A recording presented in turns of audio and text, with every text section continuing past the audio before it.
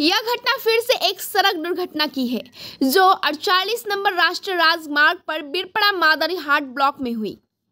यह दुर्घटना सिसुबाड़ी मेन चौपती के बीच में हुई। जी हां, आप लोगों ने सही सुना। दो वाहन गुवाहाटी की ओर जा रहे थे, तभी अचानक आगे चल रही गाड़ी ने ब्रेक लगा दी। पीछे की गाड़ी जाकर उससे टकरा गई।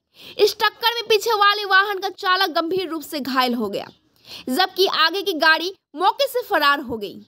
स्थानीय लोगों ने घायल चालक को तुरंत बिरपड़ा राज्य सामान्य अस्पताल में भर्ती कराया। यह हादसा सोमवार करीबन 3 बजे के करीब हुआ। देखिए पूरी रिपोर्ट। ঠিক সোমবার ভোর 3টা নাগাদ একটি গাড়ি যে গুয়াহাটির দিকে যাচ্ছিল ঠিক শিশুবাড়ি এবং মেলচৌপতি মাঝামাঝিতে কিন্তু গাড়িটি সামনের গাড়িটা ব্রেক মারার কারণে কিন্তু পিছনে যে গাড়িটা ছিল ধাক্কা মারে, সেই কারণে কিন্তু বড় ক্ষয়ক্ষতি হয়েছে। পিছনে যে গাড়ি চালক রয়েছে তার কিন্তু একেবারে ভালো আঘাত পেয়েছে।